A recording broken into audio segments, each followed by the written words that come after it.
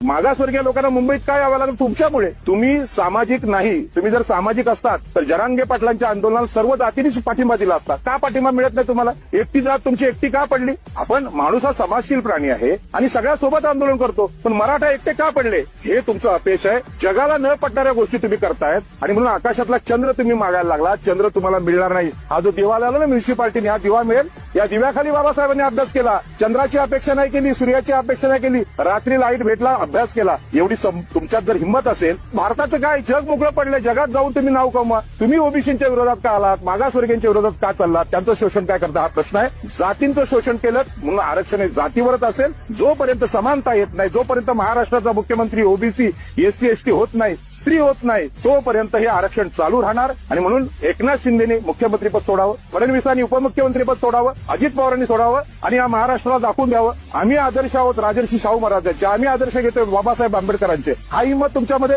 इथे जरांगेंचा संबंध काय येतो? तुमचं आरक्षण जिथे मराठा सरंजामी लोक आहेत, ज्यांनी तुमचं शोषण केलं आहे, ज्यांनी महाराष्ट्राला लुटलंय, तिथे तुम्ही आंदोलन करा. मुंबईमध्ये येण्याचा संबंध घेत नाही. आणि जरांगेंची भाषा आहे की मुंबई आम्ही घाण करू. अजिबात घाण करून देणार नाही. मुंबई अत्यंत स्वच्छ, सुसंस्कृत आणि चांगल्या लोकांची आहे. इथे असल्या काही धमक्या बिकद्या द्यायचा प्रयत्न करू नका. कारण मुंबई ही 2-2.5 हजार वर्षापासून सम्राट अशोक भगवान बुद्धांपासून स्वतंत्र राहिली. कुणाची गुलाम